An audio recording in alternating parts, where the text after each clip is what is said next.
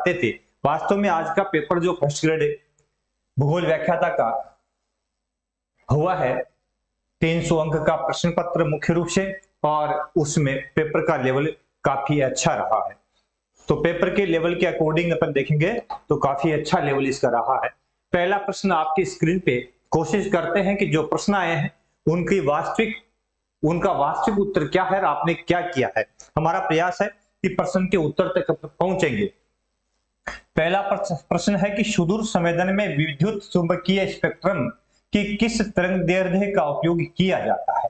तो यदि हम इसमें सही आंसर की चर्चा करें तो राइट आंसर इसका है बी ऑप्शन, यानी केवल बी, 3 नंबर का ऑप्शन जिसमें केवल बी इसका राइट होगा।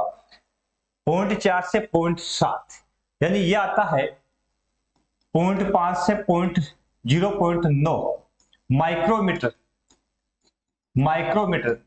11th की बुक्स में है मुख्य रूप से ये इसका स्पेक्ट्रम होता है, तो यहां इसके नजदीक वाला मान 0.4 से 0.7 माइक्रोमीटर, तो राइट आंसर केवल बी हो जाएगा इसका। ठीक है, उसके बाद में अगला दूसरा प्रश्न यहाँ पे है। दूसरा प्रश्न है कि निम्न कथनों में से सही कथनों को चुनिए। पंजाब और हरियाणा पारंपरिक चावल उत्पादक राज्य है।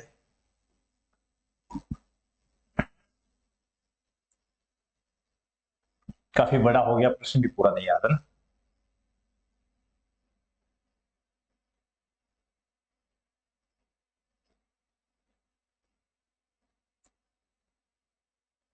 रुक जा मेरे यार। ठीक है, तो पंजाब और हरियाणा क्या लिखा है कि पंजाब और हरियाणा पारंपरिक चावल के उत्पादक राज्य है।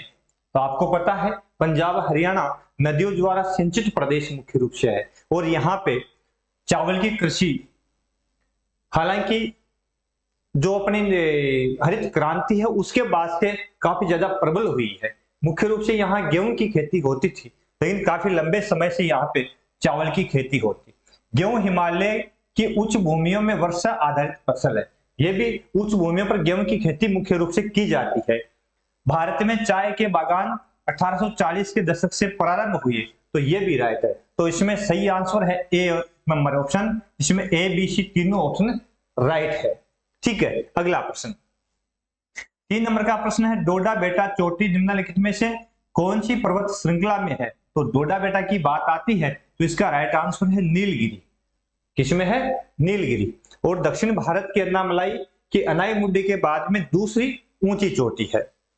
उसके बाद में अगला प्रश्न है थानवेट के 1948 के जलवायु वर्गीकरण में, थानवेट के 1948 के जलवायु वर्गीकरण में संभाव्य वाष्पोत्सर्जन पीईटी की गणना की जाती है। तो इसका राइट आंसर है 1932 में जो थानवेट ने 48 में अपना, एक तो 31 में दिया था फिर 48 में दिया था, तो 48 का जो वर्गीकरण उसमें औसत मासिक तापमान दिया था।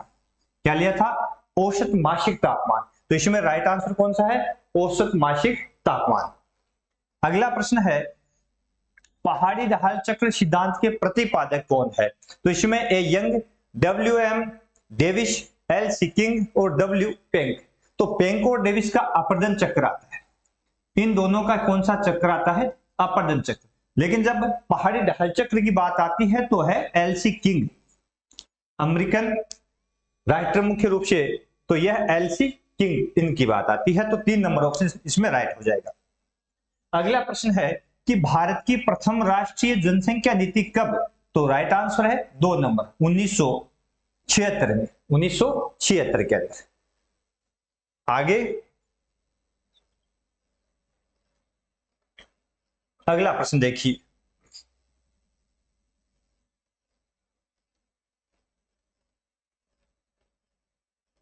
अगला प्रश्न है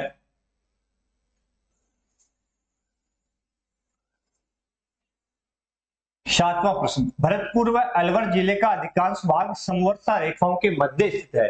तो अलवर और भरतपुर की अपन बात करते हैं तो मुख्य रूप से यह क्षेत्र है 600 से 700 मिलीमीटर, 600 से 700 मिलीमीटर समवर्षा रेखाओं के बीच में आता है ये भाग। ठीक है ना, तो 1 नंबर ऑप्शन इसमें राइट हो जाएगा। 8वां प्रश्न है निम्नलिखित को सुमेलित कीजिए तथा नीचे दिए गए कोड से सही उत्तर का चयन कीजिए, है ना। एक्वाली, सतुई, फ्लोराइड,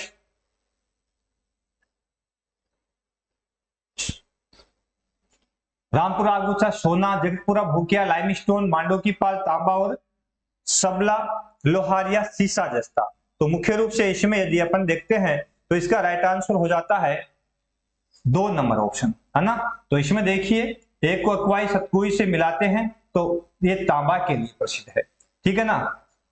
और दूसरा रामपुरा आगुचा है वो सीसा दस्ता के लिए भीलवाड़ा के अंदर।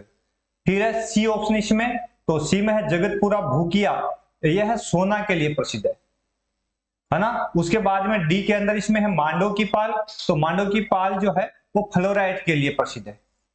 और उसके बाद में अगला ऑप्शन इसका है ई, जिसके अंदर है सबला लोहारिया मुख्य रूप से, तो ये लाइमस्टोन के लिए, ठीक है। इस प्रकार से इसमें 2 नंबर ऑप्शन राइट हो जाएगा।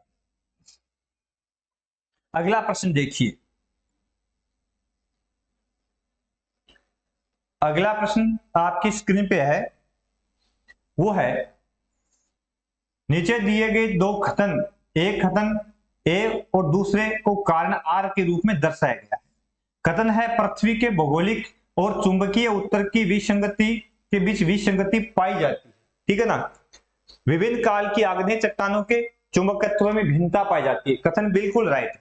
यानी अलग अलग कालक्रम की आग्नेय जो शिले है उसके अंदर चुंबकत्व में भिन्नता होती है, ठीक है। और दूसरा है, पहला है पृथ्वी के भौगोलिक और चुंबकीय उत्तर में बीच विसंगति है, तो उसका कारण है कि विभिन्न काल की आग्नेय चट्टानों में चुंबकत्व भिन्नता पाई जाती है। तो ये क्या है, दोनों ऑप्शन राइट है और पहला दूसरे की सही व्याख्या करता है, 2 नंबर ऑप्शन इसमें राइट हो जाएगा, ठीक है ना। 9वें प्रश्न में अब देखो आगे 10वां प्रश्न आपकी स्क्रीन पे है।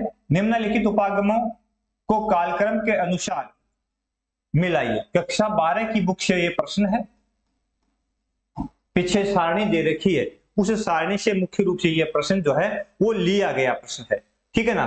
तो इसमें यदि अपन देखेंगे तो सबसे पहले अन्वेषण और खोज का समय था, जब यात्राएं हुई थी तो अन्वेषण और खोज का समय था।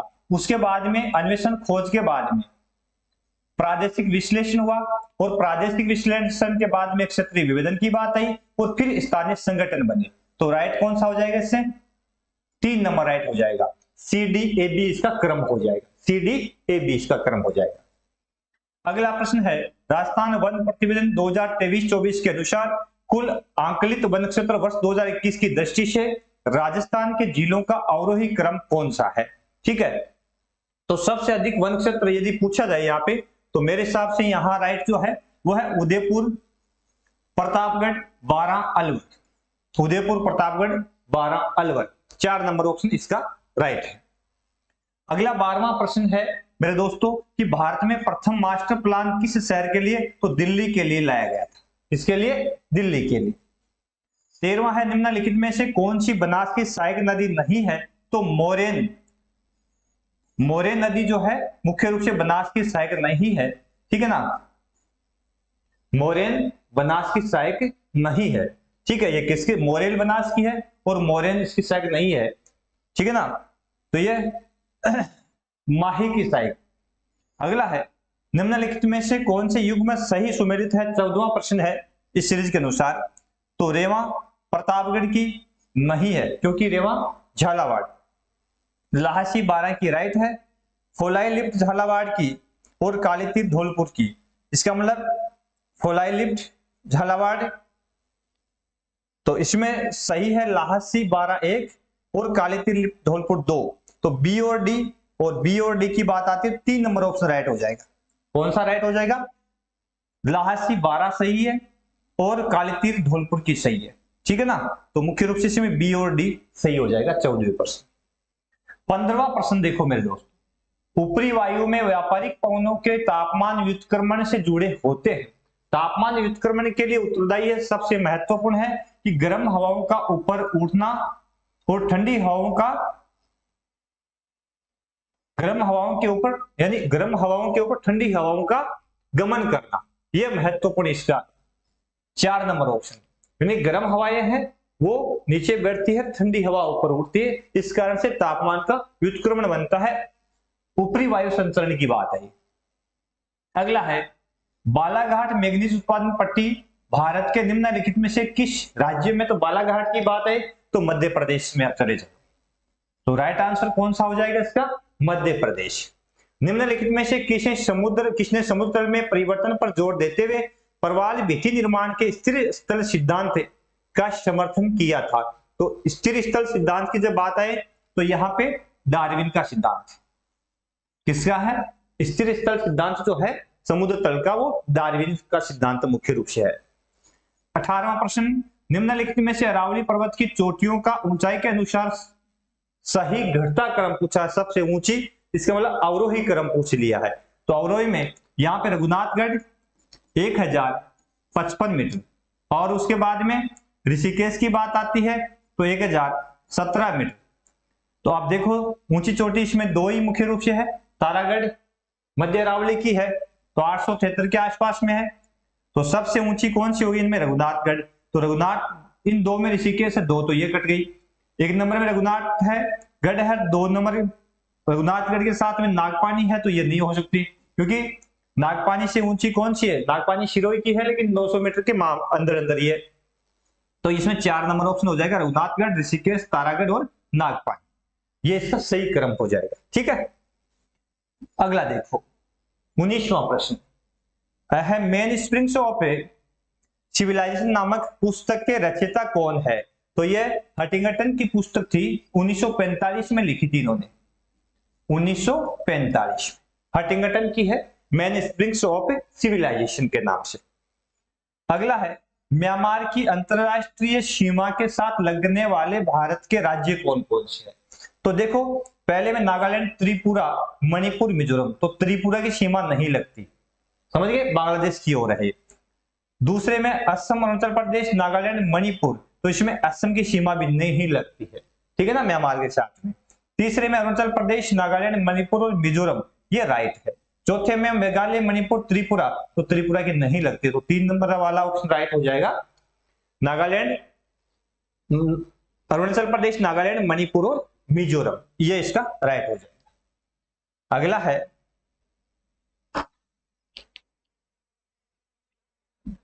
21वां प्रश्न देखिए, महोगनी वृक्ष की बात आती है तो ये सदाबहार वनस्पतियों की श्रेणी में आते हैं और मुख्य रूप से भारत के भाग में जो मिलते हैं, अधिक वर्षा वाले 200 से अधिक सेंटीमीटर वर्षा वाले क्षेत्र में मिलते हैं, तो ये उष्ण कटिबंधीय सदाबहार वन का भाग है, महोगनी उष्ण कटिबंधीय सदाबहार। 22वां प्रश्न है, टेलर के अनुसार निम्नलिखित में से कौन सी प्रजातियां 75 से अधिक सिरस्य सूचकांक रखती है। तो सिरस्य सूचकांक की जब बात आती है तो इसमें निग्रो और निग्रिटो, टेलर ने क्या किया है, निग्रो और निग्रिटो, इनका सूचकांक जो है वो 75 से कम है टेलर के अनुसार। लेकिन जो ऑस्ट्रेलाइड है, अब इसमें यदि अपन ऑस्ट्रेलाइड की बात करें तो इसमें टेलर ने 76 से 85 लिया है, इसमें 76 से 85 के आसपास में शीर्ष सूचकांक लिया ऑस्ट्रेलाइड का। यदि इसमें निग्रो और निग्रिटो, तो इसमें निग्रिटो दे रखा है, निग्रो है नहीं, तो निग्रिटो को यदि हटा दें तो नॉर्डिक, ऑस्ट्रेलाइड, अल्पाइन होता है, तो ए सी डी इसमें है नहीं। इसका मतलब ऑस्ट्रेलाइड का सूचकांक भी 76 से स्टार्ट होता है, इसलिए इसको भी 75 से कम माना गया है।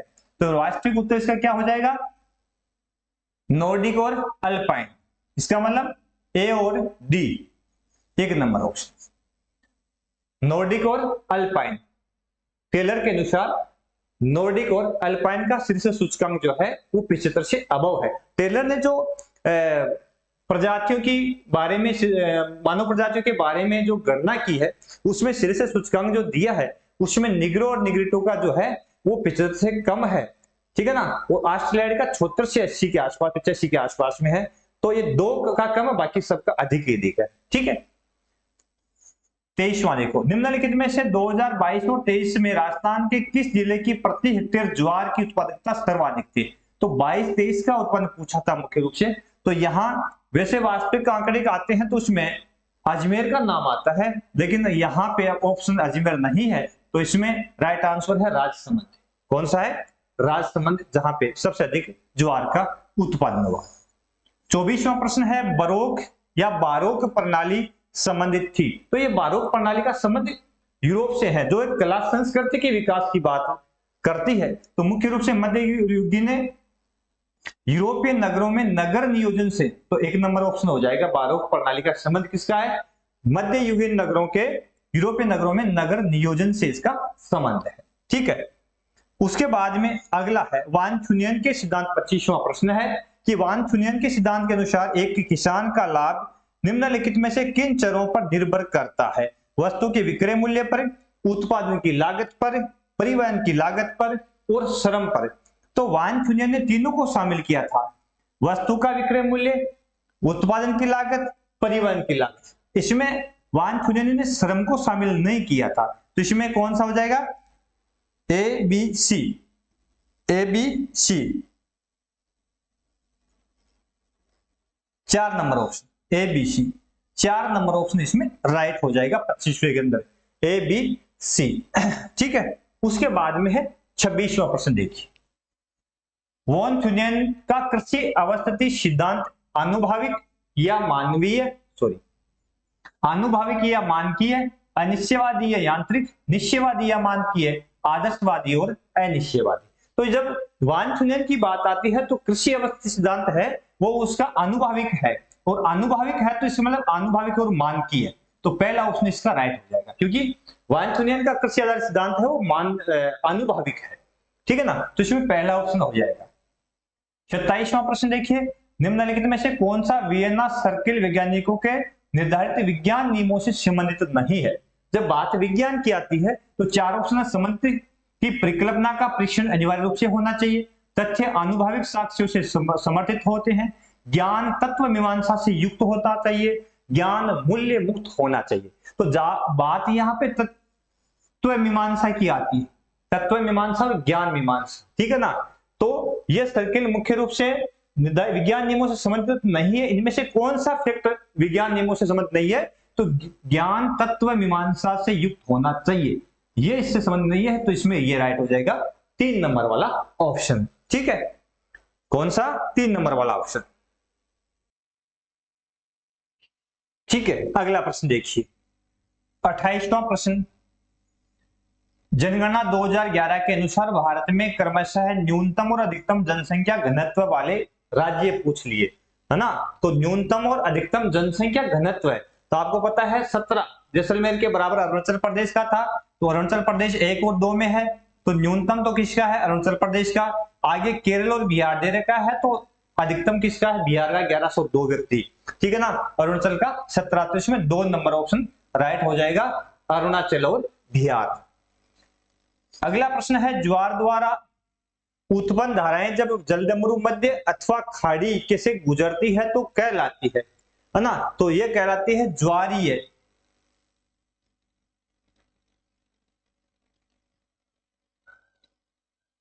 ज्वारीय रेंज। हाँ, ज्वारी रेंज हो जाएगी, ज्वारी रेंज कहलाती है ना, थोड़ा सा डाउट हुआ। अगला प्रश्न देखिए, राष्ट्रीय जनसंख्या नीति 2000 के मध्यकालीन लक्ष्य के अनुसार कुल प्रजनन दर जो TFR रखी थी वो मुख्य रूप से 2.1 रखी थी, 2.1 शिशु प्रति महिला, 2.1। ठीक है, अगला देखिए,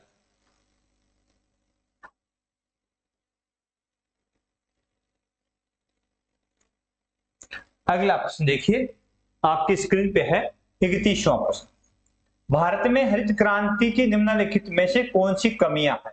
अंतर फसल असंतुलन रहा था, बिल्कुल, कुछ फसलों के लिए भी काम हुआ, कुछ फसलों के लिए नहीं हुआ। क्षेत्रीय असमानताएं थी, क्योंकि उत्तर भारत में विशेषकर उत्तर प्रदेश, पंजाब, हरियाणा, इन राज्यों में अधिक जोर दिया गया, बाकी स्टेट मध्यवर्ती और पश्चिमी रह गई। बेरोजगारी का कोई संबंध नहीं, पारस्परिक असमानता में वृद्धि हुई। ठीक है, तो ये 1, 2 और 4, A, B, D, तो इसमें 2 नंबर ऑप्शन राइट हो जाएगा, A, B, D। हरित क्रांति का बेरोजगारी से संबंध नहीं। 32वां प्रश्न देखो मेरे दोस्तों, आग्नेय चट्टानों में निम्नलिखित में से कौन सी एक विशेषता पाई जाती है? अपसल्कन, रवेदार, जीवाश्म परतें। आग्नेय चट्टानों में निम्नलिखित में से कौन सी एक विशेषता पाई जाती है ना, which one of the following is the अपशल्कन, रवेदार, जीवाश्म और परतें। देखो परतें नहीं होती क्योंकि परतदार में होती है, जीवाश्म नहीं होता क्योंकि ये परतदार में होती है, औषधि में होती है ना, और इसमें रवे नहीं होते तो रवेदार भी नहीं हो सकती क्योंकि इसमें रवे नहीं बनते। मुख्य रूप से अपशल्कन पाया जाता है, इसमें वास्तविक है 1 नंबर अपशल्कन। प्लेन टेबल सर्वेक्षण में त्रिपाद स्टैंड की ऊंचाई तो 1.5 मीटर रखते हैं भाई, इसमें 1.50 मीटर, 1.5 मीटर के आसपास। निम्नलिखित मान, अगला प्रश्न देखो 34वां है, निम्नलिखित मानों के लिए मानक विचलन की गणना कीजिए, है ना। तो इसका मानक विचलन अपन समांतर माध्य लेंगे, समांतर माध्य से पद विचलन लेंगे और पद विचलन लेकर के उसका स्क्वायर करेंगे, जो विचलन आएगा फिर उसका सिग्मा कर देंगे विचलन का, और उसके बाद में सूत्र में रखेंगे क्योंकि इसमें कौन सा देखा है, अवर्गीकृत आंकड़ा दे रखा है, तो अपन सिग्मा अक्ष उसका अंडर रूट ले लेंगे और पदों की संख्या का भाग लगा देंगे, है ना। तो इसका जो वास्तविक उत्तर आएगा जो मैंने निकाला था 2.83, 2.83। 35वां प्रश्न है, तो बड़ा करें क्या, शायद दिखाई नहीं दे रहा होगा ना। 35वां प्रश्न है,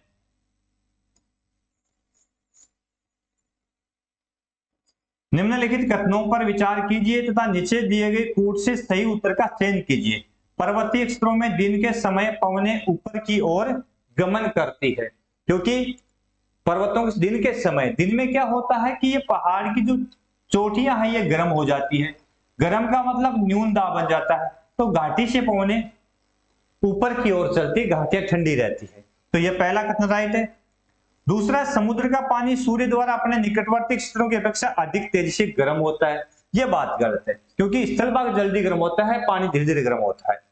तीसरा, पर्वतीय क्षेत्रों में पवनों के नीचे की ओर के गमन को घाटी समीर कहते हैं, यह भी गलत बात है क्योंकि पर्वतों से नीचे की ओर यदि आती है तो उसको घाटी नहीं, उसको पर्वत समीर कहते हैं, तो यह भी गलत बात है। तो इसमें राइट कौन सा है, 1 नंबर, तो केवल ए, 4 नंबर, केवल ए राइट है, ठीक है। अगला प्रश्न देखो 38वां प्रश्न। 38वां प्रश्न है कि निम्नलिखित में से कौन सा भारतीय भूगोलवेत्ता अध्ययन के प्रमुख क्षेत्र से सुमेलित नहीं है ना। तो SMLE ऐतिहासिक भूगोल, RS दुबे आर्थिक वाणिज्यिक भूगोल, जॉर्ज कुरियन भूआकृति विज्ञान, SP चटर्जी भारत का भौगोलिक प्रादेशिकरण। तो जॉर्ज कुरियन जो मुख्य रूप से है ना, इनका संबंध राजनीति से, ठीक है। तो इसमें 3 नंबर ऑप्शन। शूरा घाट एक दर्रा है जो कहां पे है, मध्य अरावली में, ब्यावर केंद्र। अब पहले अजमेर था, ब्यावर है, तो राइट आंसर कौन सा है, मध्य अरावली, एक दर्रा मध्य अरावली, 3 नंबर ऑप्शन इसमें राइट हो जाए, ठीक है, ठीक कर लेना। 38वां प्रश्न देखो मेरे दोस्त, निम्नलिखित में से कौन सा या से माल्थस के अनुसार जनसंख्या नियंत्रण के लिए उत्तरदायी कारक है। माल्थस के सिद्धांत के अनुसार तो विवाह स्थगन, परिवार नियोजन के लिए कृत्रिम साधन, प्राकृतिक आपदाएं, भूखमरी। तो माल्थस ने जो अपना सिद्धांत जनसंख्या का दिया था उसमें 2 बड़ी बातें रखी थी, ये तो प्राकृतिक आपदा और युद्ध और भूखमरी की बात उन्होंने की थी कि जनसंख्या जिस तेजी से बढ़ रही है ना, तो उस तेजी से आने वाले समय में प्राकृतिक आपदा आएगी, भूखमरी फैल जाएगी, तो जनसंख्या है काफी तेजी से वापस नीचे गिरेगी, ठीक है। तो जनसंख्या नियंत्रण के लिए उत्तरदायी कारक कौन कौन से है, तो माल्थस के अनुसार हो गया इसमें प्राकृतिक आपदा, युद्ध और भूखमरी। तो ACD AB, केवल ABCD।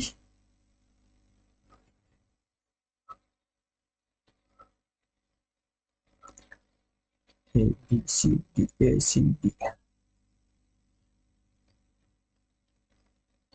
थोड़ा सा इसमें कंफ्यूज है भाई, इसमें सीधी तो होना ही चाहिए, प्राकृतिक आपदा और युद्ध माल्थस के जनसंख्या नियंत्रण के अनुसार उत्तरदायी कारक है, थोड़ा सा इसमें। तो यहाँ पे अपन देख रहे थे जनसंख्या में माल्थस के अनुसार जनसंख्या नियंत्रण के लिए ना, तो माल्थस ने अपना सिद्धांत 1798 में दिया था और उन्होंने कहा था कि जनसंख्या जिस तीव्र गति से बढ़ रही तो आने वाले समय में प्राकृतिक आपदा बढ़ेगी, महामारी बढ़ेगी, जनसंख्या नियंत्रित हो जाएगी, है ना। तो यहाँ थोड़ा सा डाउट सा लगा, लेकिन इसको क्लियर अपन करें कि उन्होंने नियंत्रण के लिए, यहाँ देखो थोड़ा सा कंफ्यूज ये था कि नियंत्रण की बात की उन्होंने, तो नियंत्रण के लिए क्या बताया, किस प्रकार से ये रोकी जा सकती है, तो विवाह स्थगन और परिवार नियोजन के कृत्रिम साधन से इसको रोका जा सकता है। तो इसमें राइट आंसर है ए और बी माल्थस के अनुसार, विवाह नियोजन विवाह स्थगन, इन दो तरीकों से जनसंख्या को कुछ हद तक कम किया जा सकता है, ऐसा कहा था उन्होंने, ठीक है ना। उसके बाद में अगला प्रश्न है 39वां प्रश्न। देखिए 39वां प्रश्न आपके समक्ष है कि निम्नलिखित में से कौन सा कथन सही नहीं है। देवास परियोजना के द्वितीय चरण में, इसकी बात बाद में करेंगे। हरित क्रांति का लाल मुखौटा संदर्भित है।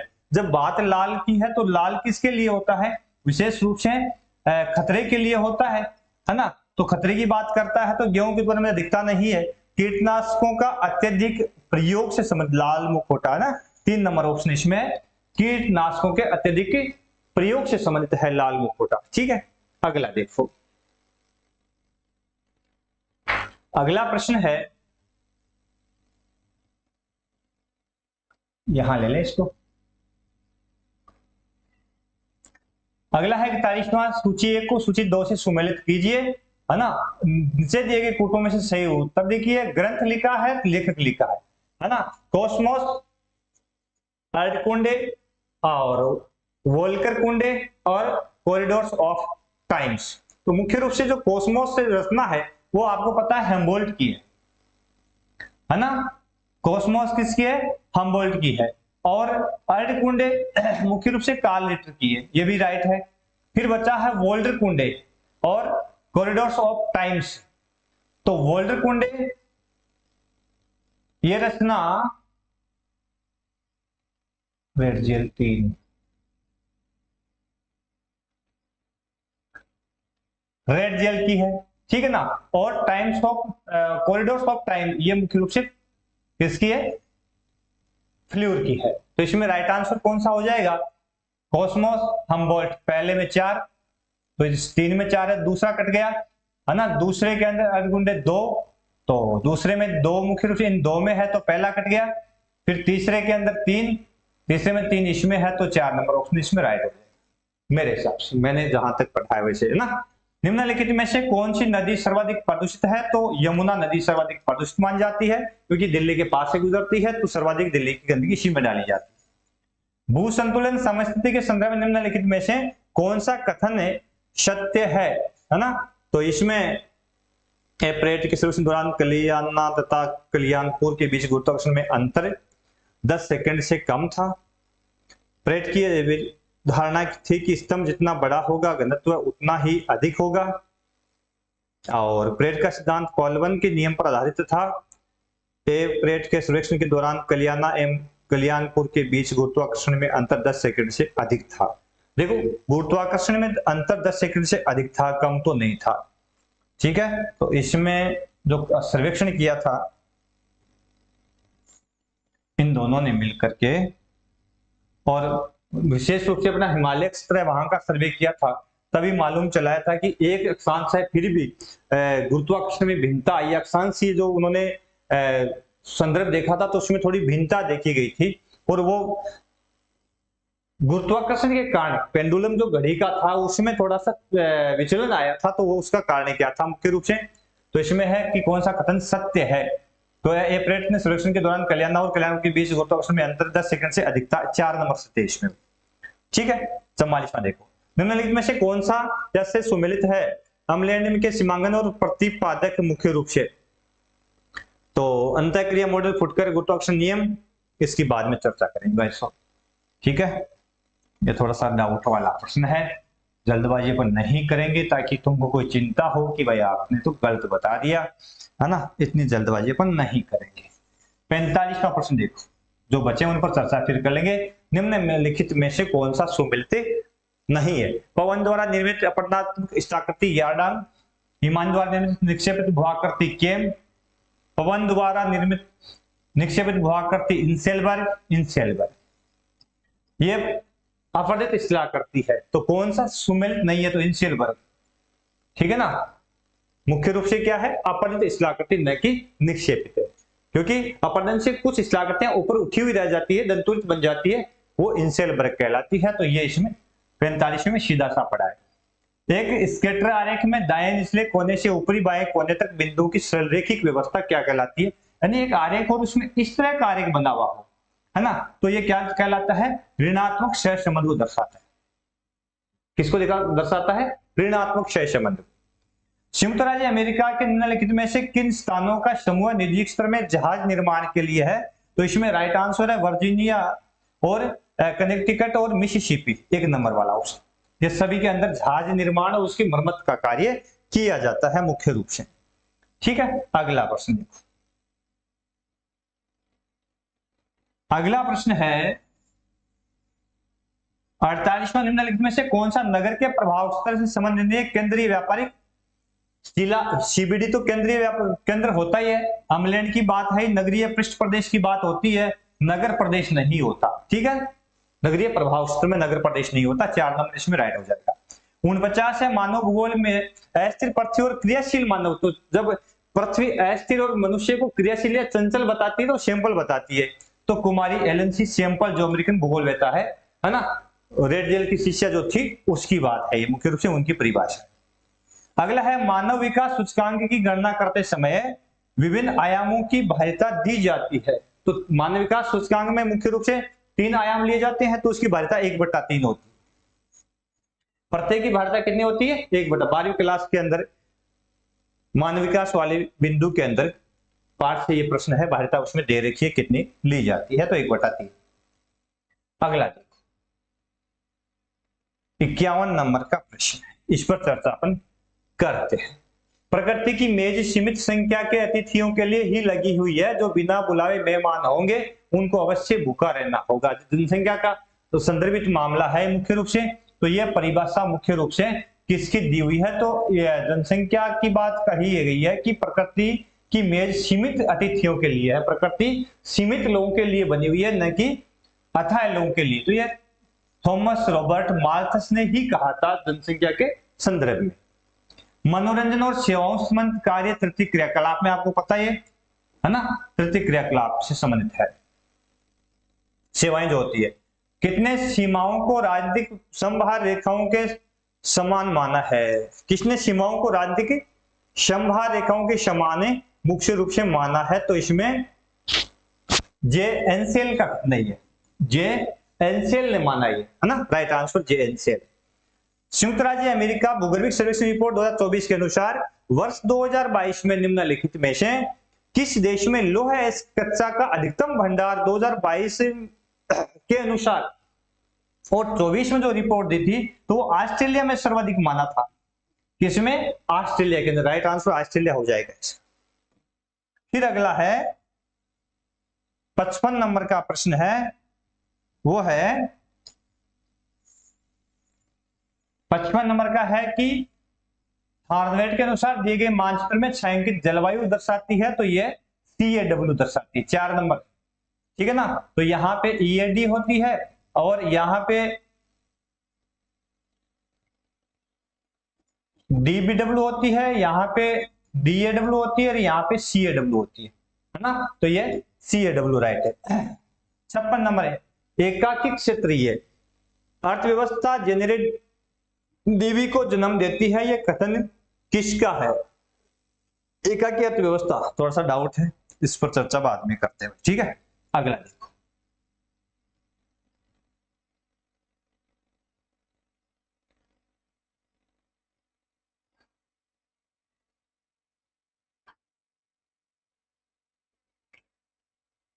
अगला देखो, अगला प्रश्न है मेरे दोस्तों 57, व्यवहारवादी भूगोल के निम्नलिखित में से कौन से आधारभूत तर्क है। जब बात व्यवहारवादी भूगोल की आती है तो इसमें कौन से तर्क सही है ना, ये पूछा गया है। तो व्यक्तियों के मानस में वातावरणीय प्रतिबिंब होते हैं, ऐसे प्रतिबिंबों को शोधकर्ताओं द्वारा परिशुद्धता से पहचाना जा सकता है। ठीक है, वातावरणीय प्रतिबिंबों व व्यक्ति के निर्णय लेने की प्रक्रिया में संबंध नहीं होता। ठीक है, तो इसके अंदर मुख्य रूप से है कि वातावरणीय प्रतिबिंब और व्यक्ति के निर्णय लेने में संबंध होता है, ये इसमें गलत, पहला और दूसरा सही है। ए और बी 3 नंबर का ऑप्शन राइट है, 3 नंबर का राइट ऑप्शन है मेरे हिसाब से। 58वां देखिए, सूची 1 को सूची 2 से मिलाइए। प्रादेशिक व्यापार समूह सदस्य राष्ट्र, है ना। तो जब CIS की बात आती है, यहां देखो सीधा मिला दो। CIS संयुक्त राज्य मेरी सोवियत रूस को तोड़ा गया था, 15 देशों में से 12 CIS बनाए गए थे, उसका सदस्य अजरबैजान है, कजाकिस्तान वगैरह जो थे, तो इसमें अजरबैजान, इसमें ये राइट हो जाएगा। आसियान की जब बात आ जाए, है ना, तो आसियान की बात आए तो इसमें ब्रुनेई को मिला देना मुख्य रूप से। अब मिला लो, इसमें सीधा मिल जाएगा आपको कि पहला है ए के अंदर 2 नंबर, तो ए में 2 4 नंबर में आता है, सीधा एक बार में मिल गया।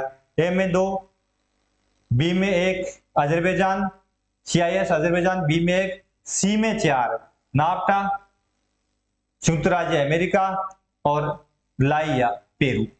ठीक है, तो ये मिल गया आराम से, तो इसका उत्तर आराम से कौन मिल गया, 4 नंबर ऑप्शन इसका राइट आंसर हो जाएगा।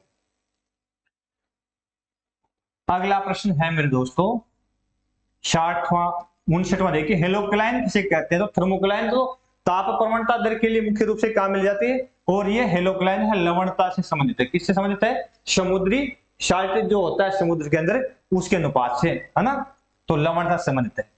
60वां है, निम्नलिखित कथनों पर विचार मुख्य रूप से कीजिए। इसमें चिका और दोमट दोनों प्रकार की मिट्टी मिलती है, इस मृदा में नमी अधिक समय तक धारण करने की क्षमता होती है, यह मृदा भीलवाड़ा अजमेर सिरोही जिलों में पाई जाती है। तो किस मिट्टी की बात मुख्य रूप से है ना, तो यह लाल पीली मिट्टी की बात है, क्योंकि देखो इसमें जलोढ़ मिट्टी, तो यह पूर्वी मैदानी प्रदेश में मुख्य रूप से मिलती है जलोढ़ मिट्टी। यहाँ तो भीलवाड़ा अजमेर सिरोही की बात यहाँ पे आ रही, तो पहाड़ी क्षेत्र है, तो यहाँ पे लाल पीली मिट्टी है ना मुख्य रूप से पाई जाती है। लोहे के ऑक्सीकरण के कारण इसका लाल है और पीलापन हो जाता है ऑक्सीकरण के कारण।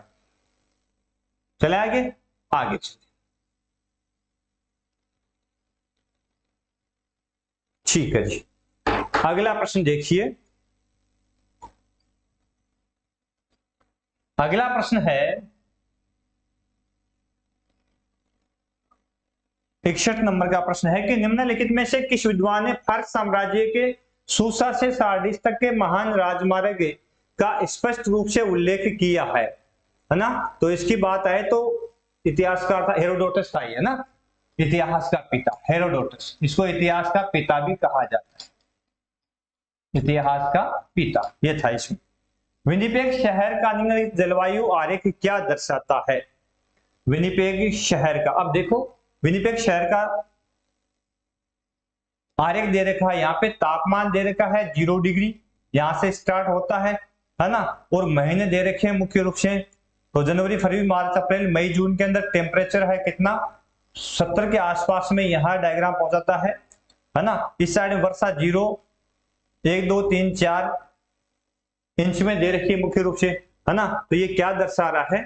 तो मध्य अक्षांश मरुस्थलीय जलवायु को, टेम्परेचर हाई है इसके अनुसार, और वर्षा यहाँ पे नहीं होती तो मध्य अक्षांशीय मरुस्थलीय जलवायु, निम्न अक्षांश स्टेपी, मध्य अक्षांशीय स्टेपी, मध्य अक्षांश सागरीय अनुत्तरित। तो पहला ऑप्शन है मध्य अक्षांशीय मरुस्थलीय, टेम्परेचर ज्यादा है और वर्षा नहीं हो रही है ना, तो वर्षा यहाँ पे नहीं दिखाई गई है मुख्य रूप से।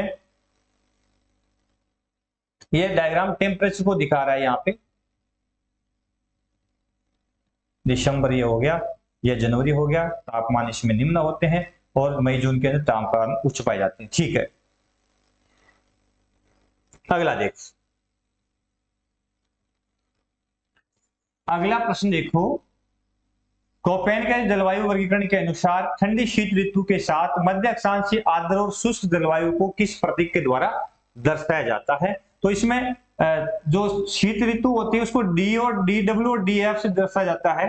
तो एफ तो आर्द्रता है, इसमें लिखा है शुष्क, शुष्क लिखा तो DW राइट हो जाएगा। एफ आर्द्रता के लिए काम मिल जाता है ना, तो यहाँ पे W किसके लिए है? शुष्कता और मरुस्थल जलवायु के लिए। निम्नलिखित में से 64 नंबर का प्रश्न है कि निम्नलिखित में से किन दबाव पेटियों का निर्माण क्रमशः गतिक और तापीय कारकों से हुआ है? तो 3 पेटियां मुख्य रूप से कौन सी है? तापीय पेटियां है, तो निम्न ध्रुवीय पेटी तो भूमध्य रेखीय पर, न्यूनदाब पेटी है वो है तापीय, एक ध्रुवीय उत्तरी ध्रुवीय और दक्षिण ध्रुवीय, मध्यवर्ती जो है वो कौन सी है? गतिजन्य पेटियां हैं। तो इसमें पूछा है क्रमशः गतिजन्य पेटी, तो ध्रुवीय तो यहाँ पे पहला ध्रुवीय लिखा है तो नहीं होगी, उपोष्ण कटिबंधीय उच्चदाब पेटी 2 नंबर का है, तो ये बिल्कुल सही है, गतिजन्य है। और ध्रुवीय उच्चदाब ये भी तापजन्य, ये क्रम सही है इसका। फिर भूमध्य रेखीय सबसे पहले तापजन्य आगे, तो ये गतिजन्य नहीं है, तो ये गलत हो जाएगा। उपध्रुवीय की बात आए तो ये बिल्कुल गतिजन्य है, लेकिन उपोष्ण उच्चदाब है ये भी यहाँ पे गतिजन्य है। तो इसमें राइट कौन सा हो गया? 2 नंबर का ऑप्शन। कौन सा? उपोष्ण कटिबंधीय उच्चदाब पेटी और ध्रुवीय उच्चदाब पेटी, ठीक है ना। गतिजन्य क्रम से पूछा है, क्रम से पूछा है यहाँ पे ना। अगला प्रश्न, मैकेंडर की पुस्तक से किस भूगोलवेत्ता ने हृदय क्षेत्र शब्द लिया था? हृदय स्थल क्षेत्र की जब शब्द की बात आती है तो मैकेंडर की पुस्तक से किस भूगोलवेत्ता ने यह शब्द मुख्य रूप से चुराया है? उसके समान ही खुद ने भी चुराने की बात तो मैं नहीं कहूंगा, माफ कीजिएगा यदि कोई इस बात का बुरा मान जाए ना। तो इसका सही आंसर मुख्य रूप से कौन सा है? तो ये था मेरे हिसाब से रुडोल्फ केजेलेन था। इस पर चर्चा नहीं करेंगे, ये थोड़ा सा मेरा डाउटफुल मेरे को लग रहा है, ठीक है।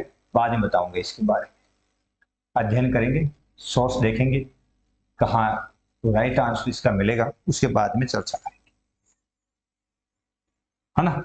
अगला देखो 66 नंबर प्रश्न, निम्नलिखित में से किस सतह का एल्बिडो 20% से कम होता है? एल्बिडो यानी ऊष्मा की परावर्तित मात्रा औसत पृथ्वी की 35 होती है, मुख्य रूप से आपको पता ही है। तो यहाँ मुख्य रूप से पूछा गया है कि 20% से कम तो शुष्क भूमि, घास, पुरानी हिम और सघन बादल, ताजा हिम व विरल बादल, नम भूमि और वन क्षेत्र। तो इसका राइट आंसर मुख्य रूप से है शुष्क भूमि नहीं हो सकता। सूखी भूमि से तो जो तापमान है वो सोखा नहीं जाता। पुरानी हिम और सघन बादल नहीं हो सकता, ताजा हिम और विरल बादल नहीं हो सकते। राइट आंसर नम भूमि और वन क्षेत्र है, यहाँ ऊष्मा खर्च हो जाती है, ये तापमान को सोखते हैं तो परावर्तन बहुत कम होता है। तो नम भूमि और वन यहाँ पे राइट आंसर है। 67 स्वीडेन कृषि शब्द का संबंध किससे है? तो यह पशुपालन से है। 68 है राजस्थान में 2011 की जनगणना के अनुसार निम्न में से किस जिले का जनसंख्या घनत्व 100 से कम है? तो यहाँ पे बाड़मेर घनत्व 100 से कम पूछा, तो चूरू, पाली, जोधपुर, है ना, बाड़मेर सबसे, वैसे जैसलमेर का सबसे कम था 17 व्यक्ति, और उसके बाद में बाड़मेर का, है ना, 92 के आसपास में।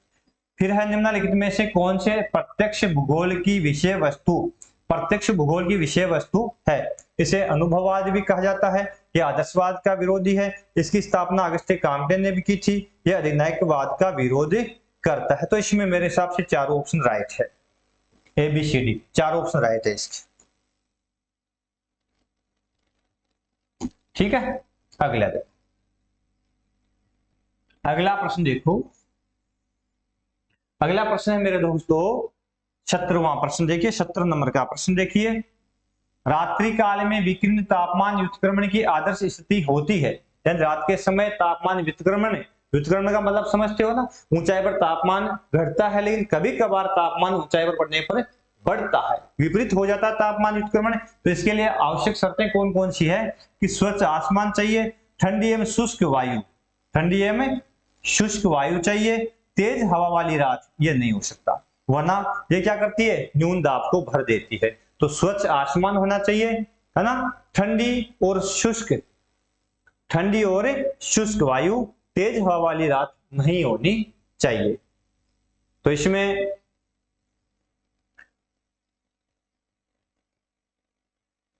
राइट आंसर हो जाएगा स्वच्छ आकाश, ठंडी शुष्क वायु। वायु तो शुष्क होनी नहीं चाहिए, वरना तो वायु चलेगी, तो ए और बी यही हो जाएगा, ठीक है भाई, ए और बी राइट ही होगा, है ना। स्वच्छ आसमान, ठंडी शुष्क वायु, तेज हवा वाली रात नहीं होनी चाहिए। अगला देखो, अगला प्रश्न है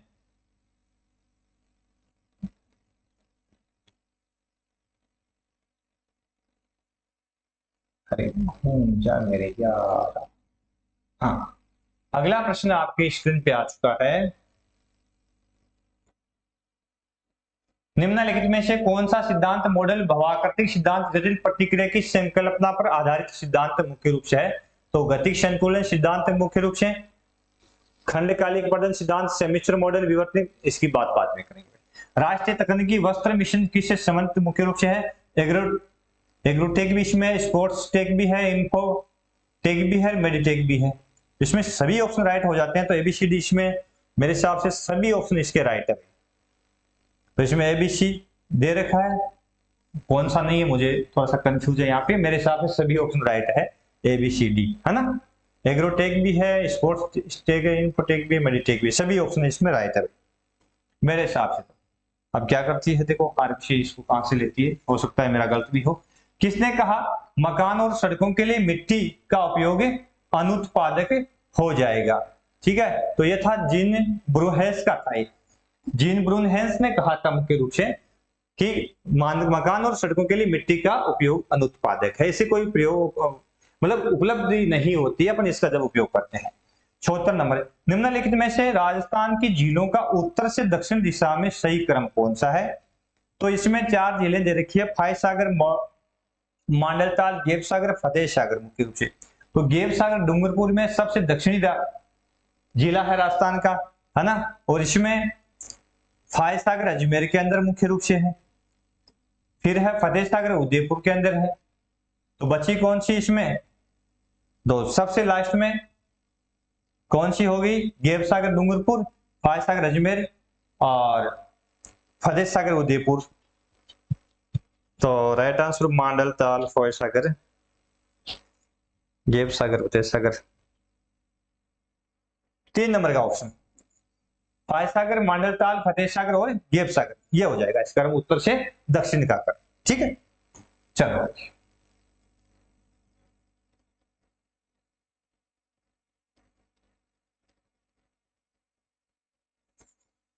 अरे अरे अरे अरे अरे अरे, अगला देखो। अगला है 75 नंबर का प्रश्न है, भारत का मरुस्थलीकरण एवं भूमि अवनयन एटलस 2016 का प्रकाशन किसके द्वारा किया गया था? तो काजरी के द्वारा, काजरी के द्वारा। ठीक है, अगला देखो, चलो भाई चलो चलो चलो चलो चलो। 76 नंबर का प्रश्न, निम्नलिखित में से कौन सा या कौन से भूगोलवेत्ता एकरूपतावाद के सिद्धांत से संबंधित है?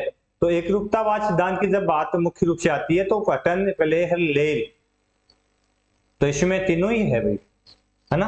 अटन, प्लेफेर और लेल तीनों एकरूपतावाद सिद्धांत से संबंधित है, तो तीनों राइट है इसके, है ना, एबीसी। 77 में देखिए, निम्नलिखित रोमन भूगोलवेत्ताओं में से किसका योगदान अधिकांशतः भौतिक भूगोल से संबंधित है? स्ट्रेबो, सोलिनस है, पोलिबियस है, फिर मानस है। तो इसमें स्ट्रेबो, ठीक है, स्ट्रेबो राइट आंसर है, भौतिक भूगोल के लिए काम किया इन्होंने। फिर सतत पौष्टिक विकास से संबंधित बर्टलैंड रिपोर्ट 1987 की है, 10th क्लास में सामाजिक में दे रहेगा, यहां से आप देख लेना, है ना। फिर है बादल, जो सामान्यतः या तो उष्मा के ह्रास या अलग अलग तापमानों पर हवा द्रव्यमानों के आपस में मिश्रण से बने होते हैं, वो कौन से होते हैं? तो सबसे ऊंचाई वाले बादल पक्षाप बादल होते हैं ये मुख्य रूप से। ठीक है, इसका राइट आंसर पक्षाप बादल हो जाएगा।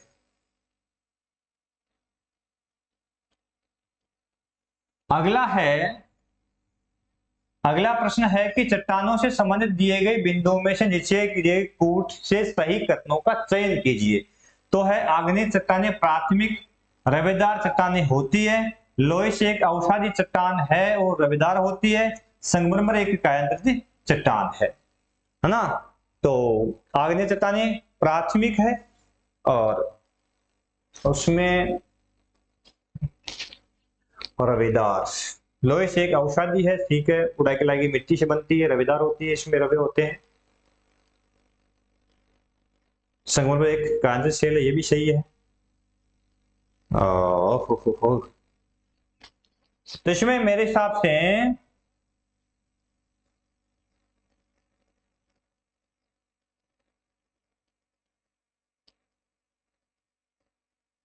बी और सी, 2 नंबर बी और सी सही हो जाएगा ना, क्योंकि आग्नेय सेल प्राथमिक है लेकिन रवेदार नहीं होनी चाहिए। ये थोड़ा बी और सी, इसमें केवल बी और सी यही है।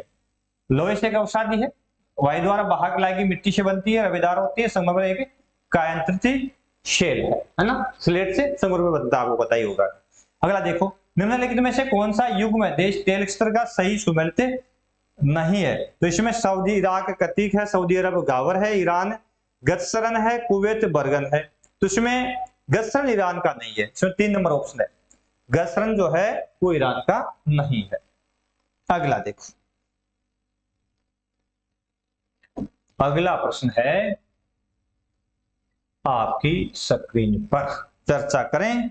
चलो मेरे दोस्तों, 82 नंबर का प्रश्न है, देखो कुछ प्रश्नों के उत्तर यदि वी आकार की घाटी का खड़ा ढाल उदाहरण है किसका? तो प्राथमिक ढाल, द्वितीयक, तृतीयक ढाल, द्वितीयक ढाल का और चतुर्थ ढाल का। तो प्राथमिक स्टेज में तो मुख्य रूप से नदी क्या करती है? कटाव करती है ना, वी आकार की घाटी में गहराई में कटाव करती है। तो खड़ा ढाल जब बनता है तो यह मुख्य रूप से द्वितीयक ढाल का माना जाता है। वेंटवर्थ मापक संबंधित है, तो वेंटवर्थ का संबंध किससे है? पवन वेग से। पवन वेग के लिए होता है वेंटवर्थ मापक मुख्य रूप से, ठीक है ना। अगला 84 नंबर का प्रश्न है, जयपुर जिले की बंजारी और लक्ष्मी खनन क्षेत्र किसके लिए है? तो ये डोलोमाइट के लिए। किसके लिए? डोलोमाइट के लिए, रॉक फास्फेट, ठीक है। 85 नंबर है, ब्रिंसों के संगठकों के निम्नलिखित आरेख में अंकित भागों का को ज्ञात कीजिए और नीचे दी गई सूची के साथ सुमेलित कीजिए। तो मुख्य रूप से इसमें ए दे रखा है, जो झुकाव है, ये पिंड है वो अपनी जगह है, ये पिंड नीचे बैठा है यहाँ पे, एक प्रकार का ब्रिंस कह सकते हैं इसको ना। जैसे ब्लॉक पर्वत बनते हैं, या तो मध्य भाग ऊपर उठ जाता है, साइडों वाले नीचे बैठ जाते हैं, है ना, या फिर मध्य भाग अपनी जगह होता है, साइड की दोनों चीजें नीचे बैठ जाती है, या मध्य भाग ऊपर उठ जाता है, साइड वाले यथावत रहते हैं। तो ये प्रकार की ये स्थलाकृति बनती है। तो इसमें ये जो भाग है, ये जो ढाल दिखाई यहाँ पे दे रहा है, ए ऑप्शन जो है उसमें ये होता है, इसको नती बोलते हैं, नती, है ना, डिप बोलते हैं इसको, डिप। तो यहाँ पे ए वाला बिंदु है, ए के अंदर आपको डिप 2 नंबर मिल गया, इसका मतलब ये राइट है। ए में 2 नंबर, बी में 3 नंबर, है ना। तो बी के अंदर मुख्य रूप से ये 3 नंबर। पार्श्वक्षेप, यहां से यहां तक की ऊंचाई जो है वो पार्श्वक्षेप, कितना क्षेप है, क्षेपण का मतलब है प्लेट के सहारे खाई हो जाना, क्षेप, है ना। और फिर है अगला है सी में 4 नंबर है, तो ये सी यहां पे है, और सी के अंदर 4 नंबर है उन्नमन, ठीक है, उन्नमन। इस पिंड से ये पिंड कितना नीचे किसका है, यहाँ पे ये भाग उन्नमन, ठीक है। और फिर बच गया डी में 1, और ये वहां पे डी है, ये वाला, ये जो कोण यहां बना है उसको बोलते हैं पाथ या थ्रो, ठीक है। तो राइट है 2 नंबर, ए में 2, बी में 3, सी में 4, डी में 1, ये हो जाएगा। पेपर का लेवल है भाई, स्टैंडर्ड का पेपर है ना। तो आप मेरे जो साथी जिन्होंने एग्जाम की तैयारी करके परीक्षा दी है और जिनका सिलेक्शन है उनको हार्दिक बधाइयां, और जिन साथियों का, क्योंकि सभी का तो भाई नहीं होता, जिनका नहीं होगा सिलेक्शन उनके लिए यहां हताश होने की आवश्यकता नहीं है। लेवल स्टैंडर्ड का आपको तैयारी करने का पुनः प्रयास करना होगा शानदार तरीके से। डोलड्रम जिसको अपन शांत पेटी कहते हैं, और मुख्य रूप से यह शांत पेटी भूमध्य रेखीय न्यून दाब पेटी है, 5 डिग्री से 5 डिग्री के बीच वाली, है ना। तो यह पेटी, इसके डोलड्रम क्यों बनती है, इसके मुख्य अस्तित्व का मुख्य कारण क्या? तो ये ठंडे प्रदेशों में स्थित होती है, नहीं। उच्च तापमान और न्यून वायुदाब होता है, बिल्कुल राइट, उच्च तापमान और न्यून वायुदाब होता है यहाँ पे। यहाँ ज्यादातर वायु शांत रहती, बिल्कुल राइट है। तो बी और सी, पहला ऑप्शन राइट हो जाएगा, बी और सी, क्योंकि न्यून दाब के अंदर है तो वायु यहाँ पे शांत रहती, ठीक है। चलो जी, 87 नंबर के प्रश्न में चलते हैं मेरे दोस्तों। ऑफ शोरिंग अपतरण, है ना, समुद्र पार व्यापार करना, कक्षा 12 के अंदर ये प्रश्न दे रखा है मुख्य रूप से, है ना, परिवहन वाला जो चैप्टर है उसमें, यानी आर्थिक क्रियाओं में दे रखा है। तो ऑफशोरिंग गतिविधि किससे संबंधित है? तो आंकड़ों के प्रक्रमण और प्रसंस्करण से संबंधित है, तो 1 नंबर ऑप्शन सही हो जाएगा। निम्नलिखित में से कौन सा एक मानव भूगोल का उपागम नहीं है? भूगोल में उत्तर आधुनिकवाद, स्थानिक संगठन, क्षेत्रीय विभाजन, मानचित्र प्रक्षेपण, तो 4 नंबर वाला भूगोल के अंदर मानव भूगोल का उपागम नहीं है। इस भूगोल में उत्तराधुनिकवाद है, स्थानिक संगठन है, क्षेत्रीय विज्ञान। एक कक्षा 12 का जो पहला पार्ट है उसमें लास्ट में एक तालिका दे रखी है, उस तालिका से मुख्य रूप से 2 प्रश्न यहाँ पूछ लिए गए हैं, एक ही तालिका से। पहले इनका क्रम पूछा था कि पहले कौन सा था, अन्वेषण और खोज का समय सबसे पहले आया, फिर समुद्री यात्राएं मुख्य रूप से की गई, है ना, प्रादेशिक विश्लेषण हुआ, वो पूछा। दूसरा ये और पूछ लिया कि उपागम कौन सा नहीं है ना, तो मानचित्र प्रक्षेपण इसमें नहीं है। मौसम की भविष्यवाणी के लिए उपयुक्त, मौसम की भविष्यवाणी के लिए उपयुक्त है माध्य माध्यिका बहुलक या मानक विश्लेषण, नहीं कह सकता है, थोड़ा सा डाउट है। निम्नलिखित में से किस पुस्तक का दृष्टिकोण निश्चयवादी है? तो प्रिंसिपेस डे ज्योग्राफी ह्यूमन मुख्य रूप से, और ज्योग्राफी एंड सोशल साइंस, एंथ्रोपोजियोग्राफी निश्चयवादी। तो ये रेडजेल है, रेडजेल मुख्य रूप से निश्चयवादी थे भाई, है ना। तो एंथ्रोपोजियोग्राफी इसका राइट हो जाएगा, एंथ्रोपोजियोग्राफी, रेडजेल, है ना। आगे देखो, अगला प्रश्न यहां पे है 91 नंबर का। निम्नलिखित को सुमेलित कीजिए तथा नीचे दिए गए कोड से सही उत्तर का चयन कीजिए। कृषि जलवायु प्रदेश, मिट्टी का प्रकार, है ना। तो इसमें कौन सी कृषि जलवायु प्रदेश में किस तरह की मिट्टी पाई जाती है? तो शुष्क पश्चिमी मैदान, तो पश्चिमी शुष्क मैदान की बात कर ली है, तो यहां रेतीली मिट्टी पाई जाती है। अब देखो 1 नंबर में 4, 1 नंबर ए है उसको 4 से मिलाना है, ए को 4 से मिला है, 3 नंबर ऑप्शन में यही मिल रहा है, बाकी ए 4 से कहीं नहीं मिल रहा, तो यहां से पूरा उत्तर इसका जाएगा। बीम के अंदर 5 नंबर हो जाएगा। सिंचित उत्तर पश्चिमी मैदान के अंदर है, जलोढ़ मिट्टी पाई जाती है, ठीक है। सी के अंदर 1 आ जाएगा। सी में उप आर्द्र मैदान के अंदर भूरी में लाल मिट्टी पाई जाती है, उप आर्द्र में। फिर है डी के अंदर 3 आ जाएगा। आर्द्र दक्षिणी मैदान के अंदर काली मिट्टी पाई जाती है, बताइए आपको, काली मिट्टी है दक्षिणी आर्द्र मैदान में। बचा कौन सा? ई में 2 आ जाएगा, सॉरी डी में 3, अच्छा हाँ सही है। डी आर्द्र दक्षिणी मैदान में मुख्य रूप से गहरी लाल मिट्टी पाई जाती है, ये करना, और ई के अंदर 2 करना, काली मिट्टी पाई जाती है ना। तो ये ऑप्शन इसमें 3 नंबर का ऑप्शन है, वो 1 के मिलते से ही आपका सारा का सारा बिंदु है वो क्लियर हो गया होगा, है ना। अब देखो अगला प्रश्न है, कुछ ही बचे, अभी चर्चा कर ही लेते हैं सभी प्रश्नों पर बारी बारी। लेकिन बार बार मैं ये कह रहा हूं कि पेपर जो है यूपीएससी स्टैंडर्ड का पेपर बड़ा शानदार है, तो ये मत सोचना कि सामान्य तैयारी से आपका सिलेक्शन हो जाएगा आने वाले कॉम्पिटिटिव एग्जाम में। यहां जिनका हो जाता है उनको बधाइयां। सूची 1 और सूची 2 से सुमेलित कीजिए, है ना। सूची 1 और सूची 2 की है कैंडोल का वनस्पति वर्गीकरण, बाद में चर्चा करेंगे। मेसोथर्म, मेगाथर्म, माइक्रोथर्म, जीरोफाइट, एबीसीडी, कोपेन का जलवायु वर्गीकरण है, इस पर बाद में चर्चा करेंगे। 92 नंबर का दक्षिणी अटलांटिक महासागर की निम्नलिखित में से कौन सी समुद्र धारा प्रणाली का सही क्रम है? ये देखिए समुद्र धाराएं पूछ ली है, दक्षिणी अटलांटिक की पूछी है, तो यहाँ पे पश्चिमी वायु प्रवाह तो सबसे पहले नहीं हो सकता, क्योंकि उसके बाद में ब्राजील नहीं होगा, है ना। इधर से यूं चलती है धाराएं, हाँ, तो फिर हो गया दक्षिणी भूमध्य रेखा धारा, ये हो सकती है, फिर बेंगुएला धारा हो सकती है, फिर ब्राजील हो सकती है, फिर पश्चिमी वायु प्रवाह हो सकता है, और ये भी नहीं हो सकता क्योंकि बेंगुएला पहले नहीं आएगी, फिर बेंगुएला पहले नहीं आएगी, ये भी नहीं आएगी, ये बचा कौन सा? 4 नंबर, ये हो गया भाई, सही है। बस दक्षिणी भूमध्य रेखा धारा, है ना, उसके बाद में ब्राजील हो जाएगा दक्षिण रेखा के पास में, फिर पश्चिमी प्रवाह ड्रिफ्ट चलेगा, फिर वापिस बेंगुएला धारा अफ्रीका के पश्चिमी तट के सारे ऊपर चढ़ेगी, और फिर वापिस पुनः वो क्रम चल जाएगा इस प्रकार से। यहां से सबसे पहले भूमध्य रेखा धारा, फिर यहाँ ब्राजील हो जाएगी, फिर पश्चिमी प्रवाह हो जाएगा यहाँ पे, फिर यहाँ बेंगुएला हो जाएगी, ऐसे होगा ये ना। तो ये क्रम से 4 नंबर, ठीक है।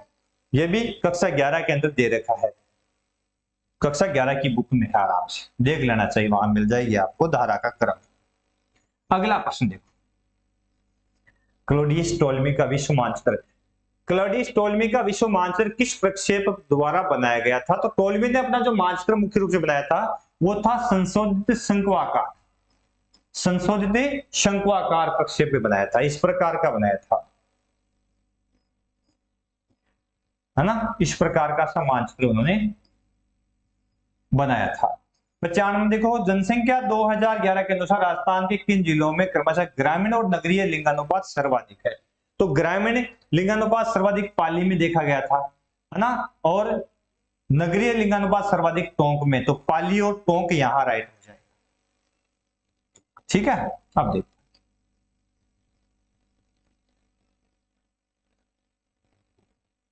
फिर है विशेषक अपरदन का परिणाम है। विशेषक अपरदन होता है रिजल्ट ऑफ डिफरेंटल इरेजन। अब डिफरेंटल विशेषक अपरदन, डिफरेंटल यानी वैसे कहें नियमित जो अपरदन होता है उससे तो संरचनात्मक पीठिकाएं, छत्रशिला, अधःकर्त विषरभ और भूस्तंभ, तो कौन सी आकृतियां इससे बनती है? तो छत्रशिला और अधःकर्त विषरभ तो स्टेप बाय स्टेप हो गया ना, संरचनात्मक पीठिकाएं, भूस्तंभ,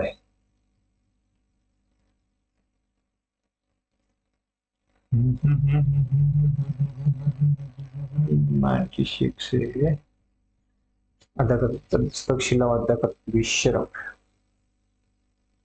चलो जी, इसमें राइट हो जाएगा बी और छत्रशिला और बी और सी, 2 नंबर बी और सी ऑप्शन इसमें राइट हो जाएगा। ठीक है ना, अधःकर्त विषरभ के अंदर बी और सी।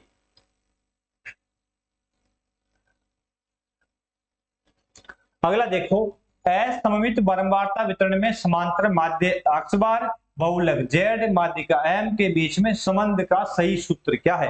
तो आपको पता ही होगा, जेड बराबर 3m - 2 अक्ष बार, ये होता है। तो इसमें कौन सा उत्तर सही है?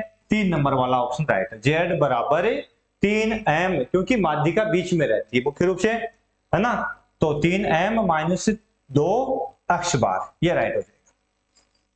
यदि कथनात्मक मापक 1 इंच बराबर 2 फर्लांग, तो देखो कितना सरल पूछा है, अपनी सारणी मैंने बना के दी थी वहां से, है ना, सारणी से इजीली इसको कर सकते हैं कि 1 इंच बराबर 2 फर्लांग। एक फर्लांग के अंदर मुख्य रूप से 7920 इंच होते हैं, इसको 2 से गुणा कर देंगे, 7 का 14, 900 का 1800, 15,840 इंच हो गया है।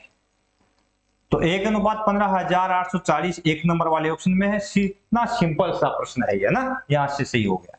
99 निम्नलिखित में से कौन सा पुस्तक और लेखक सुमेलित नहीं है? तो सर्वाइवल सर्विस की डेवलपमेंट इन पॉलिटिकल ज्योग्राफी वर्नेट, चलो इसकी बात बाद में करेंगे। 100 नंबर का प्रश्न देखो, पुस्तक वाली बाद में चर्चा करेंगे, थोड़ा सा डाउट है। अगला देखो, प्रवास एक प्रभावित समय के लिए निवास स्थान का परिवर्तन कहलाता है। तो ये कथन किसका है? तो ये डोनाल्ड जे बॉग का कथन है। ये परिभाषा डोनाल्ड जे बॉग की है। 101 में निम्नलिखित में से कौन सा युग्म महासागर और द्वीप सुमेलित है? फिजी, प्रशांत महासागर, गुआम, अटलांटिक, आर्कटिक बेयर।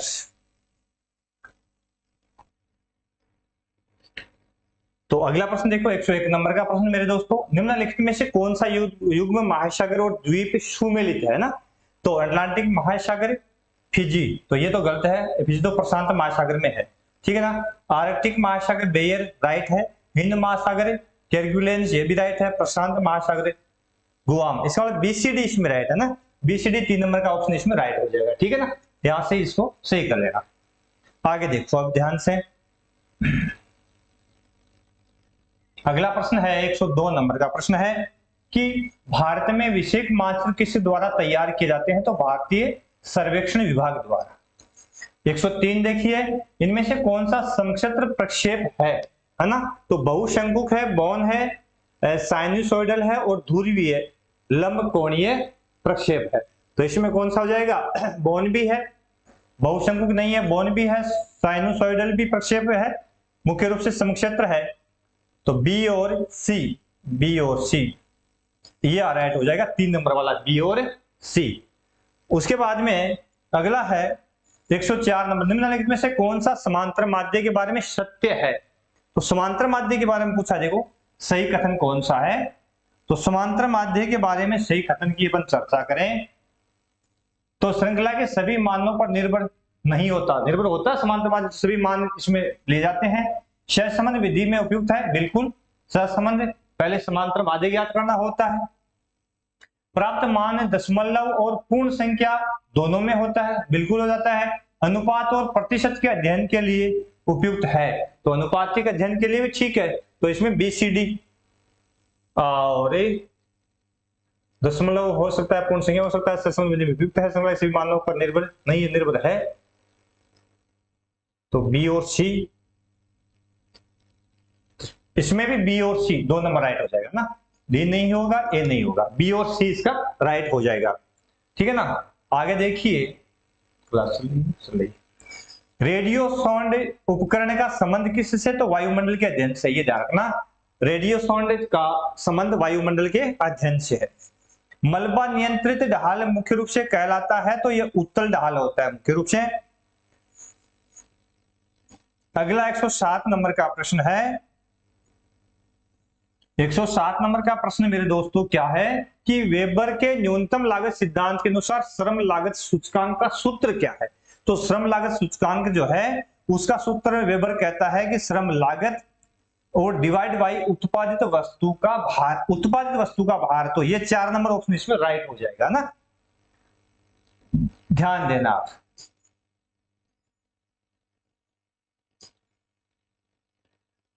अगला देखो, अगला प्रश्न है, वेबर के न्यूनतम लागत सिद्धांत के अनुसार यदि दोनों कच्चे माल बाजार से दूर है, दोनों कच्चे माल बाजार से दूर है, निश्चित स्थान पर प्राप्त होते हैं, तो दोनों शुद्ध है, तो उद्योग की स्थापना की अवस्थिति कहां होगी?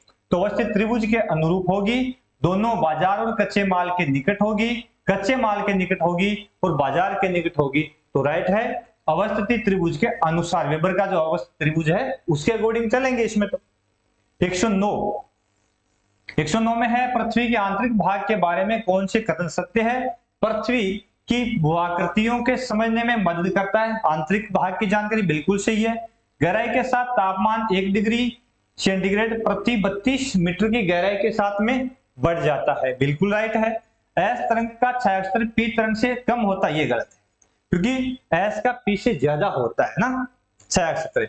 और फिर पृथ्वी के धरातल पर पहुंचने वाले उल्कापिंड सूचना के अप्रत्यक्ष स्रोत है, ये भी अप्रत्यक्ष भी है, सही है, तो ए बी डी, तो इसमें देखो ए बी डी 1 नंबर में राइट है, ए बी डी, ठीक है। अगला देखो 110 नंबर के प्रश्न में चलें दोस्तों।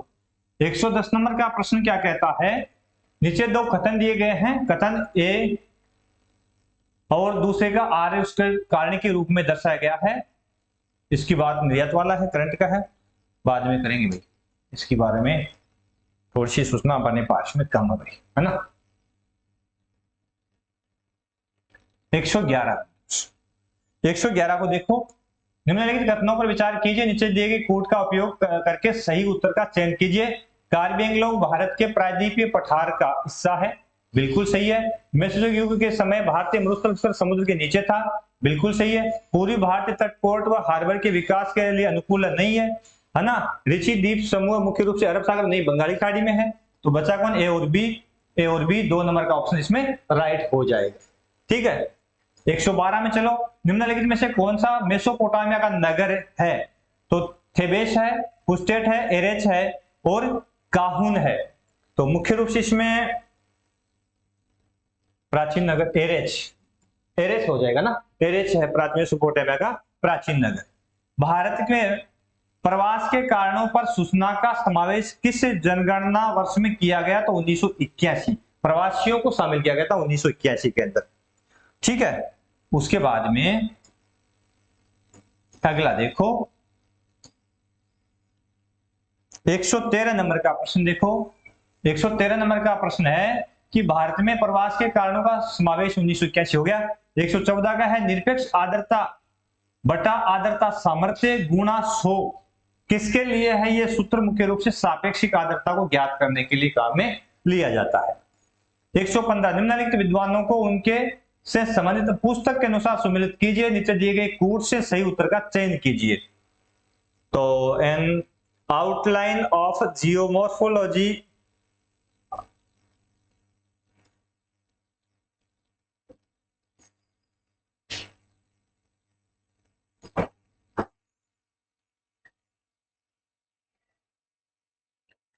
the unstable earth, the surface history of the earth dynamic system principle of geology। चलो इसकी चर्चा भी बाद में करेंगे भाई, थोड़ा सा पुस्तक का पता तो कई चीजें नहीं पता, क्या करें। उसके बाद देखो अगला है, वेबर के अनुसार किसी पदार्थ का उत्पाद हेतु समान परिवहन लागत की रेखा क्या कहलाती है? तो एक आइसोडोपेन की बात की थी वेबर ने, जहां न्यूनतम लागत आती है। वेबर का सिद्धांत ध्यान से पढ़ेंगे, आइसोडोपेन रेखा कहलाती है। 117 राजस्थान के कृषि जलवायु प्रदेश में थर्ड बी में सम्मिलित है। थर्ड बी मुख्य रूप से राजस्थान के पूर्वी भाग के लिए है, तो इसमें अलवर, भरतपुर, धौलपुर शामिल है, ठीक है ना। तो इसमें एक नंबर सही हो जाएगा।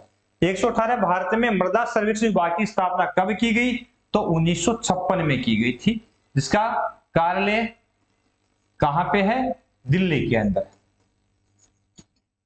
अगला प्रश्न है, अगला प्रश्न देखिए 119 वाला, कार्ल रिटर के संदर्भ में निम्नलिखित कथनों पर विचार कीजिए। ईश्वर उद्देश्यवादी विचारधारा। कार्ल रिटर भूगोल का मानव केंद्रित दृष्टिकोण,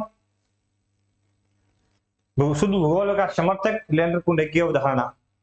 चलो इसकी बाद में बात करेंगे भाई, कार्ल रिटर का संबंध डाउटफुल प्रश्न है, थोड़ा सा बाद में देखेंगे। अगला है, चंबल 65 और मंगला उच्च उपज देने वाली किस्म है, तो मुख्य रूप से किसकी है? गेहूं की। 121 में निम्नलिखित में से कौन सी भूआकृति प्रवाहित जल द्वारा निर्मित नहीं है? है ना, तो प्रवाहित जल नदी होगी ना, तो कैनियन, अवनमित कुंड, गॉर्ज और कैनियन, गॉर्ज और कैनियन, अवनमित कुंड सारे जल के है। टोर्न झील किसकी है? हिमानी की है। सिंपल सा प्रश्न है, कोई ज्यादा हार्ड नहीं है। अगला देखो, अगला प्रश्न है,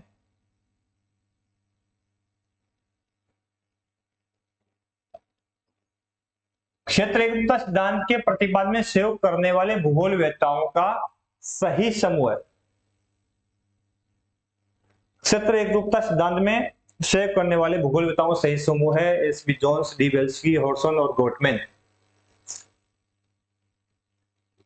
थायर महान मैकेंडल, डिमांजिया, वाल, हॉस्पिटल, रेडचर, कैजिलन, एस.बी. जोन्स। अच्छा ये एस.बी. Jones, D. वेल्स्की और हॉडसन और गोटमैन, है ना, एक नंबर इसमें राइट हो जाएगा। 123 में मंगलम सीमेंट मॉडल कोटा की है।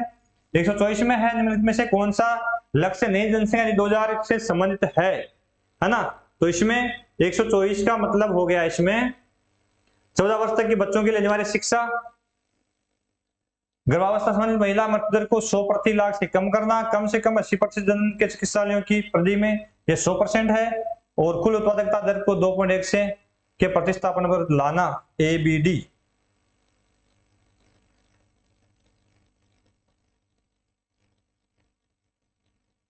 सभी सही है इसमें, है ना, तो सभी ऑप्शन राइट है इसके, ठीक है।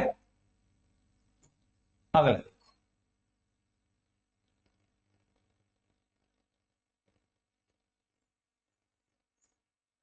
निम्नलिखित में से कौन सा युग्म खनिज और खनन क्षेत्र सही सुमेलित मुख्य रूप से है?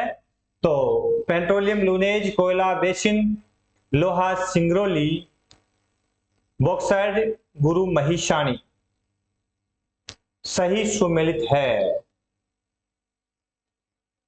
सिंगरौली कोयला बेसिन का नहीं है, लूनेज, गुरु महिषाणी, बॉक्साइट, तो इसमें ये हो गया ना, बेसिन, लूनेज, बॉक्साइट गुरु महिषाणी का, ठीक है, ये राइट हो जाएगा इसमें। 128 में है, सूची को 1 को 2 से सुमेलित कीजिए, तो दे रखा भ्रंश के प्रकार है, सिनिस्ट्रल भ्रंश, उत्क्रमण भ्रंश, सामान्य भ्रंश और डिस्टल भ्रंश। इसकी बात भी बाद में करेंगे।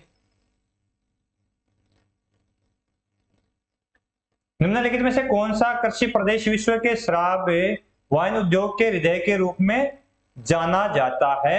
तो यह हो गया वाणिज्यिक बागवानी के रूप से, गन्ना उत्पादन, वाणिज्यिक अनाज की खेती, भूमध्य सागरीय कृषि। इसमें खट्टे फलों की खेती होती है जो वाइन उद्योग के हृदय के रूप में जाना जाता है, भूमध्य सागरीय कृषि वाला। ठीक है।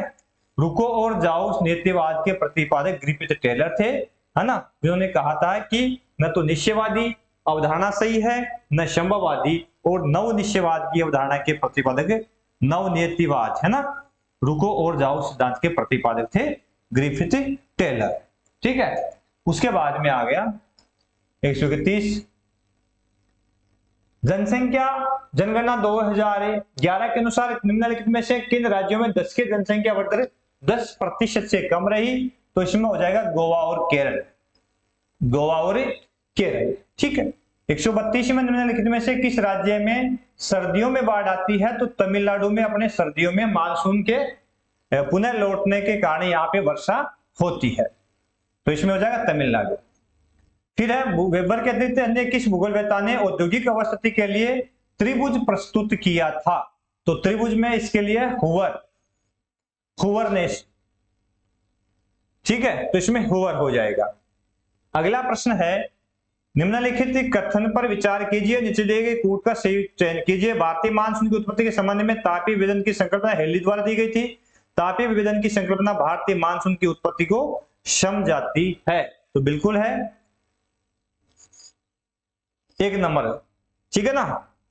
फिर है हेलेनिक प्लेट स्थित है, तो ये भूमध्य सागर में हेलेनिक प्लेट, पहली बार कुछ अलग प्रश्न आया, हेलेनिक प्लेट, है ना, तो ये भूमध्य सागर में स्थित है।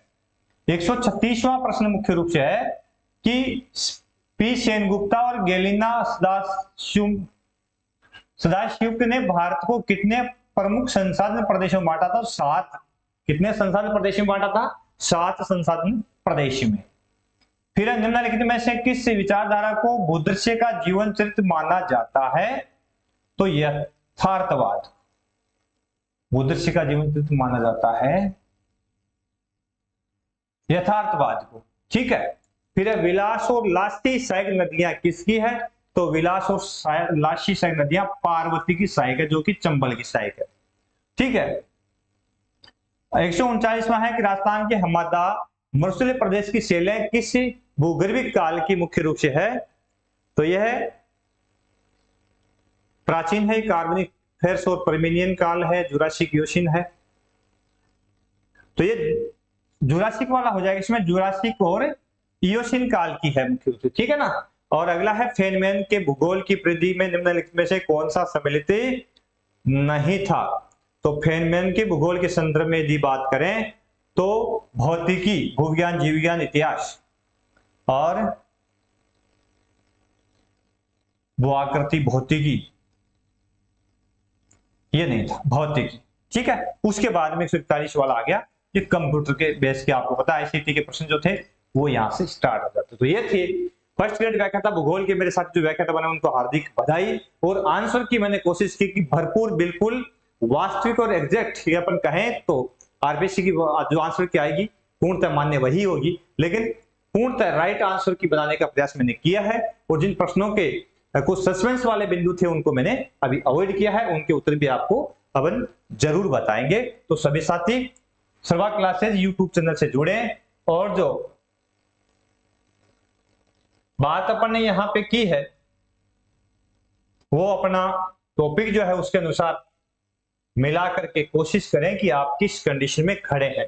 एक प्रश्न जो आया था ना कि औसत मानसून का अनुमान लगाने के लिए किसका प्रयोग किया जाता है? बहुलक का किया जाता है या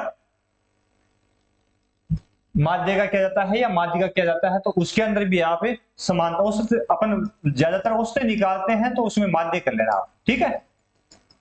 तो बहुत बहुत धन्यवाद सभी साथियों का सर्वा क्लासेज यूट्यूब से जुड़ने के लिए। तो सभी साथी अपना यूट्यूब चैनल सर्वा क्लासेज है उसको सब्सक्राइब कर लें, साथ साथ में बेल आइकन दबा लें और अन्य साथियों को शेयर भी कर दें। ठीक है। और अपना खुद का एप्लीकेशन है, तो एप्लीकेशन जो है गूगल प्ले स्टोर से डाउनलोड कर लें, और एप्लीकेशन भी अपना सर्वा क्लासेज के नाम से है।